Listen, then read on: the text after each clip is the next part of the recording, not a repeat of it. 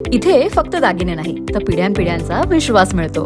परंपरेची झळाळी आणि विश्वासाची खात्री. कैलास अडगावकर ज्वेलर्स, दत्त मंदिर bus stop, Nashik road. Nashik शहरासह सातपूरमधील नागरिकांना आणि वाहन चालकांना खड्डे म्हणजे रोजची डोकेदुखी ठरते आहे. शहरातील खड्ड्यांमुळे 5 जणांचा मृत्यू तर 3 जण जखमी असून त्यांच्यावर उपचार सुरू आहेत. प्रभात क्रमांक 26 मधील रस्त्यांवरील खड्ड्याच्या प्रश्नावरून सह्याद्री शिवस्वराज्य सामाजिक संस्था महाराष्ट्र राज्य संस्थापक तथा सामाजिक कार्यकर्ते संदीप तांबे यांनी प्रशासनाला आणि अधिकाऱ्यांना चांगले धारेवर धरले. दरम्यान प्रभाग क्रमांक 26 मधील अंबड लिंक रोडवरील अंतर्गत रस्ते, पाटील पार्क, सातपूरमळे परिसर, घाटोळनगर आदी परिसरात खड्ड्यांचे मोठ्या प्रमाणावर साम्राज्य निर्माण झाले. यामुळे वाहन चालक, विद्यार्थी, महिला, नागरिकांना आपला जीव मुठीत धरून प्रवास करावा लागतोय. कुंभमेळ्याच्या नावाखाली पावसाळ्यापूर्वी रस्त्यांवरील खड्डे बुजवण्यासाठी जो खर्च झाला त्याचा अहवाल मनपा अधिकाऱ्यांनी समोर मांडावा अशी संतप्त प्रक्रिया संदीप तांबे यांनी व्यक्त केली आहे.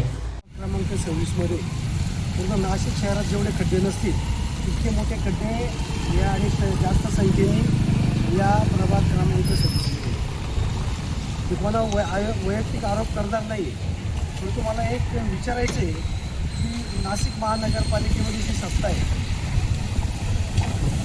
निवडणूक आहे, त्या पावसाळ्याच्या आधी जाते आणि आज सांगितलं जातं की डांबर उपलब्ध होत नाही आहे, कोळमीत त्याला पर्याय शोधता आहे, तो उपलब्ध होत नाही आहे पावसामुळं.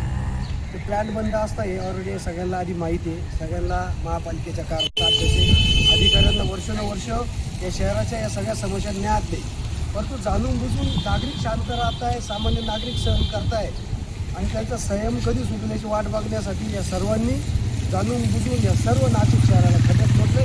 त्याच्यात सगळ्यात जास्त असेल तर हा सातपूर अंबड लिंक अंबडचा लिंक रोड जो आहे तो, आणि हा इथून जो नानाच्या माळ्याकडे जो कुबेरस्वामी पंपापर्यंत रस्ता जात असेल, गरवारेपासून अंतर्गत जे रस्ते असतील पूर्ण प्रभागामध्ये खड्ड्यांनी पूर्ण चाळणी झाली. तुम्ही केवळ पार्कच्या रस्त्याला जा, लक्ष्मण टाऊनशिपला जा, सातपूरमळे विभागात जा, सर्व मुख्य रस्त्यांसह इतर अंतर्गत रस्त्यांवरती तेवढेच मोठे खड्डे.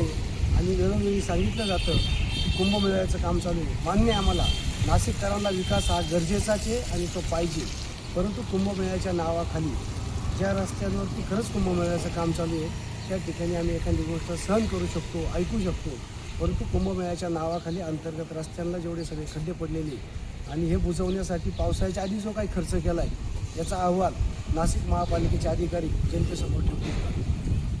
व्यवस्था गेल्या 5 वर्षापूर्वीची याची डागडुजी महापालिका करू शकत नाही. शहरात कामं चालू, खड्डे पडले, शहरात कामं चालू. हे जे रस्ते हे तर गेल्या काळात ज्या कोणी बनवले असतील, प्रशासनाने बनवले असतील किंवा कोणाच्या तरी कार्यकाळात बनलेले असतील, याचा कुंभमेळ्याचा काय संबंध आहे? परंतु तुम्ही कुंभमेळ्याच्या नावाखाली सामान्य जनतेला वेळेत करायचं जे काम चालू आहे ते बंद केलं पाहिजे. नाशिकमध्ये सर्वपक्षीय नगरसेवक एका बाजूला आहे आणि एका बांधकाम विभागाचे अधिकारी एका बाजूला आहे. लोकशाही राहिली आहे का नाही?